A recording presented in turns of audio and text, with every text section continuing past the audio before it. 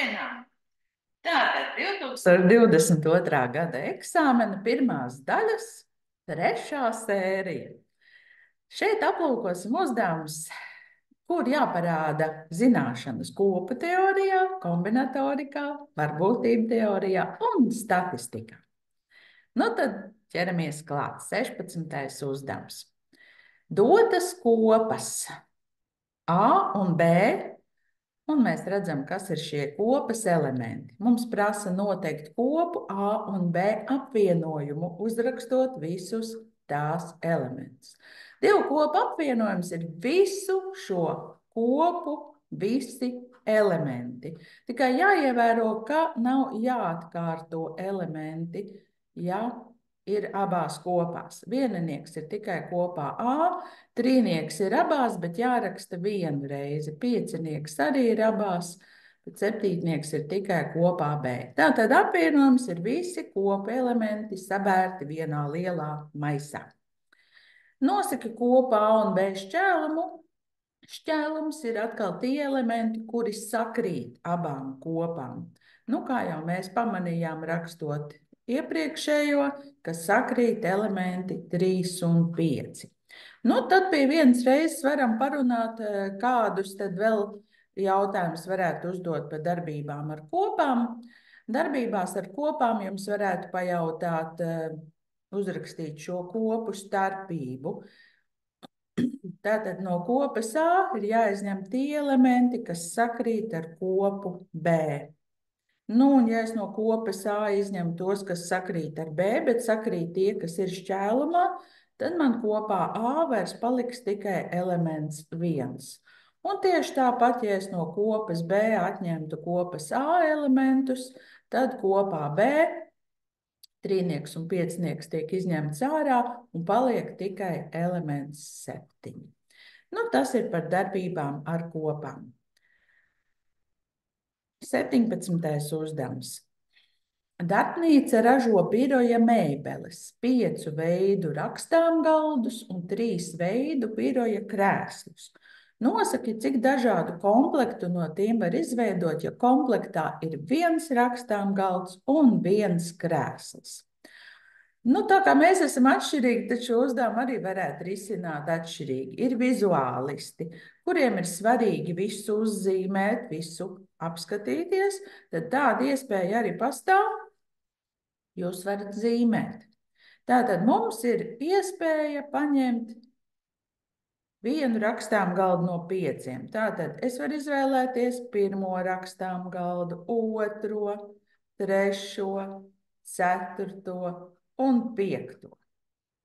Tagad pie katra šī rakstāmgalda izvēles es varu izvēlēties jebkuru no 3 krēsliem. Tātad es varu zīmēt klāt 3 izvēles krēsliem. Nu, negribu zīmēt visus, bet jūs saprotat ideju, ka ja te visu sazīmē, tad mums sanāk 15 nogriežņu galapunkti. Un lūk, šie te galapunkti, kad tos saskaita vai savādāk izrēķina, tie tad ir tās mūsu izvēles iespējas. Nu, šo metodi sauc par grafu metodi vai poku, kā nu kurš to sauc. Ja tev tā labi patīk, darbojies. Un tā tu tiec pie atbildes 15. Bet, nu, otrs veids ir labi zināt šos te kombinatorikas likumus. Mums ir 2 kopas. Vienā kopā ir 5 rakstāmgaldi, otrā kopā ir 3 biroja krēsli. Mēs no katras kopas gribam paņemt vienu. Un tad, ja mēs no katras kopas paņemam vienu, tad darbojas kombinatorikas reizināšanas likums. Tātad es 5 veidos varu paņemt, izvēlēties rakstāmgaldu, šos 5 veidus es reizinu ar 3 veidiem, kā es varu izvēlēties biroja krēslu. Un tātad 15 dažādi komplekti. Protams, šo te 15 mēs ierakstam arī atbildē.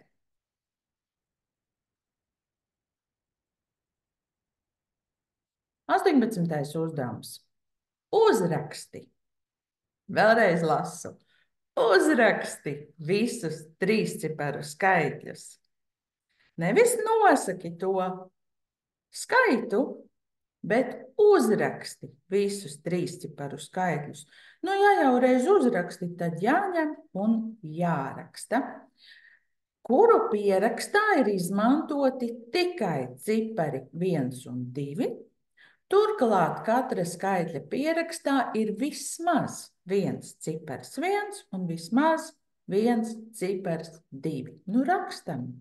Tātad es nevaru rakstīt 1, 1, 1, jo vienam divniekam jābūt. Nu, tad es rakstu 1, 1, 2.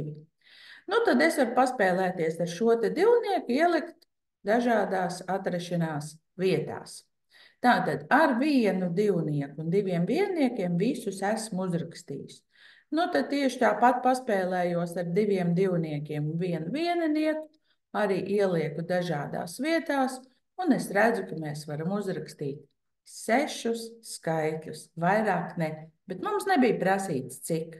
Mums bija teikts uzrakst, tāpēc ļoti uzmanīgi lasam, ko no mums gaida, ja? Nevis daram kaut ko pa savam.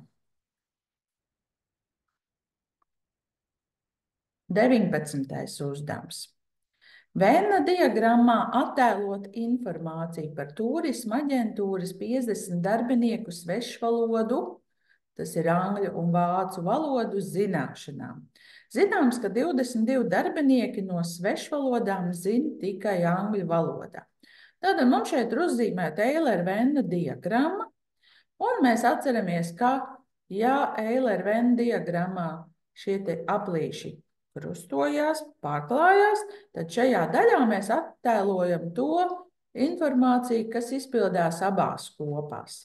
Bet savukārt tajā atlikušajā daļā riņķa mēs rakstam tikai par angļu valodu un šeit tikai par vācu valodu. Un tātad tur ir tie, kas zina abas. Nu, kā redzam, šajā diagrammā 10 cilvēki nezina ne angļu, ne vācu valodu. Tas mums arī ir jāņem vērā. Nosaki darbinieku skaitu, kas zina angļu valodu. Tātad vēlreiz angļu valodu zina visi tie, kas ir šajā riņķītī. Tātad 22 man jāpieskaita arī tie, kas zina abas valodas. Līdz ar to tie ir 34 cilvēki, kas zina angļu valodu. Protams, atbildē ierakstam.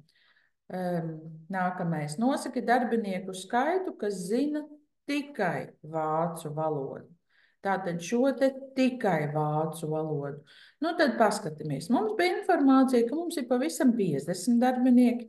Tātad šajā te taisnstūrītī tam ir jāsatur 50 darbinieki. 10 nezin nevienu no šīm divām valodām. Un angļu valodu zin 34. Nu, tātad man ir jāņem nost no šiem 50 darbiniekiem tie 10, kas nezina šīs valodas, un tad es noņemu nost tos, kas zina tikai angļu valodu, un tos, kas zina gan angļu valodu, gan vācu valodu. Tātad ņemu nost šos te 34. Nu, un 40 mīnus 34 sanāk, ka vācu valodu zina tikai 6 cilvēki. Labi, skatāmies tā, tur būs vēl jautājums, tagad man vajag paripināt, paskatīties. Jautājums ir aprēķini varbūtību, ka nejauši izvēlēts darbinieks zina gan angļu, gan vācu valodu. Un tad būs vēl arī jautājums numur 4, kuru mēs vēl pagaidām neredzam. Labi, rēķināsim to varbūtību šeit augšā, lai mēs redzam to informāciju, kuru mēs jau esam aprēķinājuši.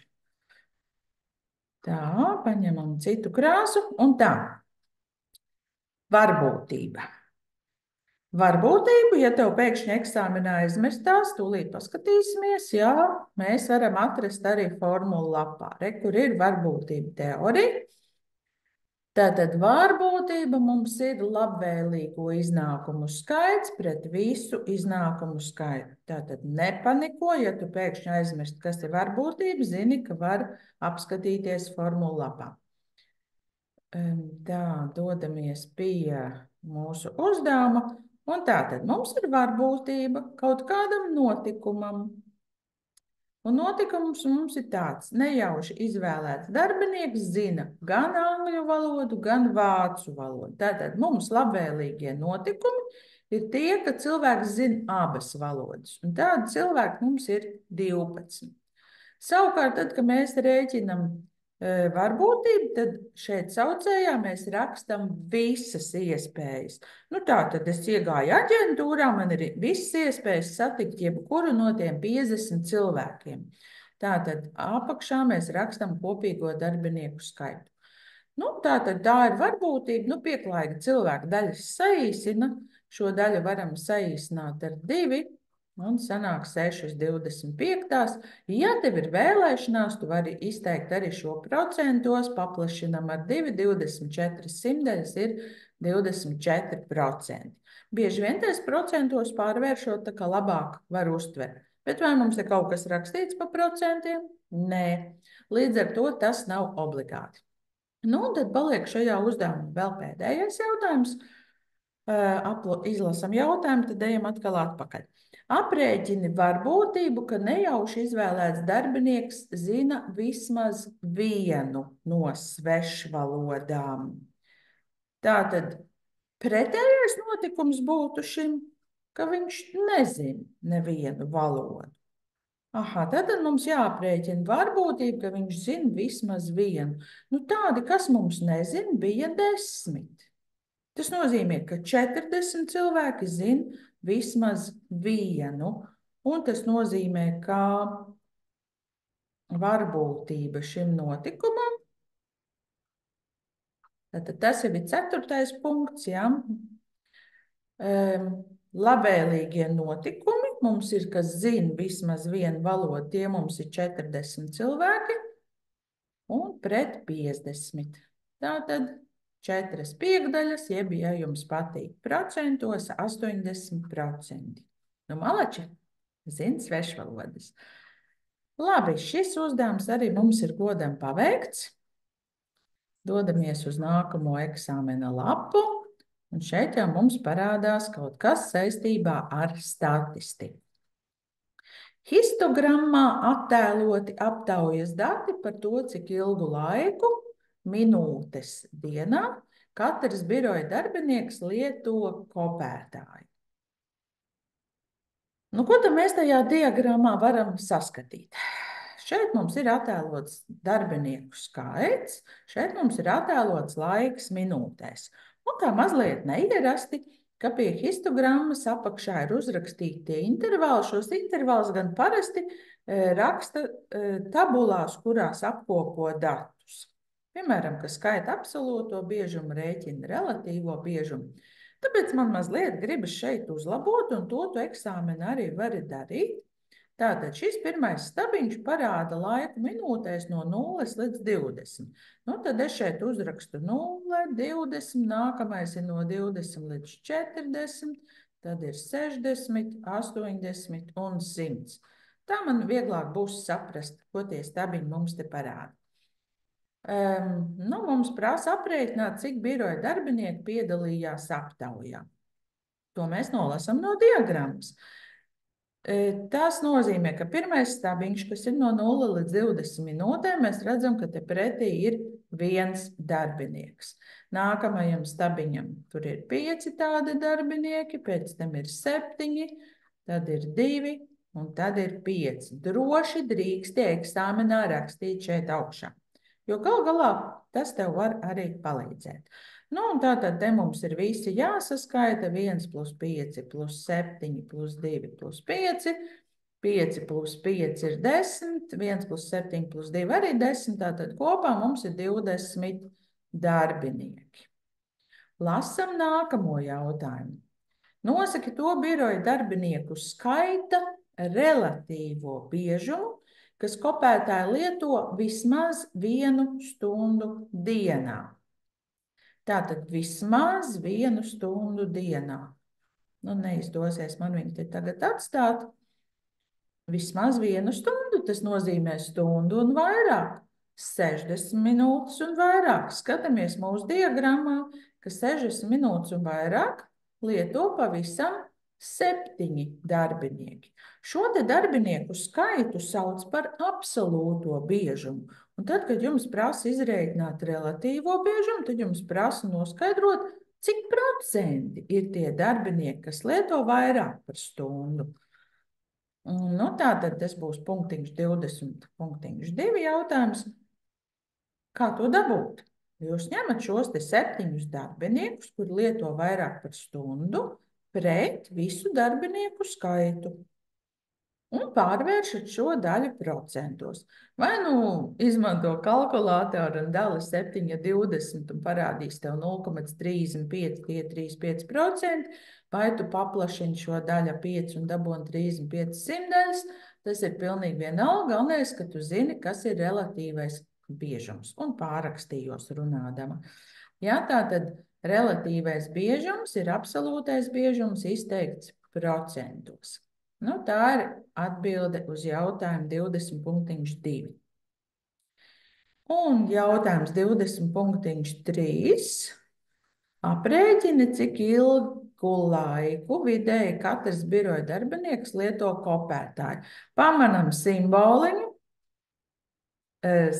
Tas liek tev pievērst uzmanību rūpīgam pierakstam, pareizam pierakstam. Bet es rakstīšu tur atkal augšā. Tātad aprēķina, cik ilgu laiku vidēji katrs biroja darbinieks lieto kopētāju. Tā kā dati mums ir apkopoti histogrammā, tad jau mēs nezinām, cik konkrēti katrs darbinieks ilgi lieto šo kopētāju. Un tad, kad bija šādi dati sakopoti intervālos, tad bija jāizmanto intervālu viduspunkti, lai rēķinātu vidējo aritmētisko. Tātad šim intervālam no 0 līdz 20 viduspunkts ir skaitlis 10. Nevar labi redzēt, tūlīt paņemsim citu krāsu. Tātad viduspunkts ir 10. Nākamajam intervālam no 20 līdz 40 viduspunkts ir 30.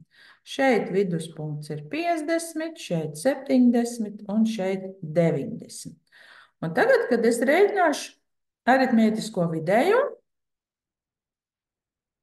tur bija 2 punkti, tur bija simboliņš, ka jādomā, ko rakstam.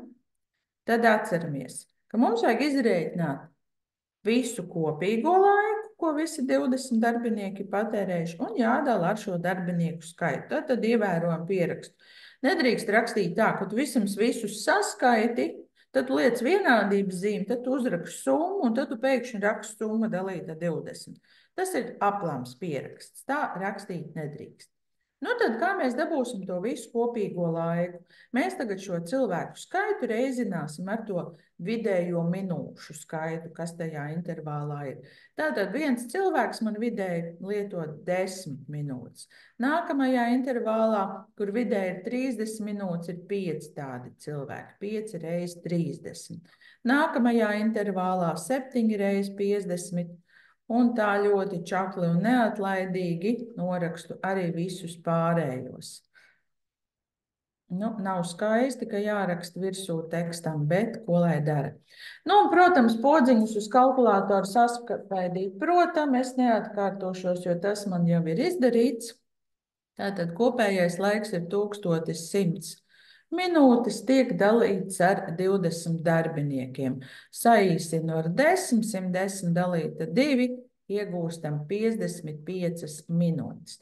Tātad tā ir atbilde uz jautājumu 20.4. Eksāmenā tu, protams, godīgi rakstīsi tur, kur tam ir jābūt. Nu, lūk, skaists uzdevums, kur pārbauda, kā tu proti lasīt diagrammas.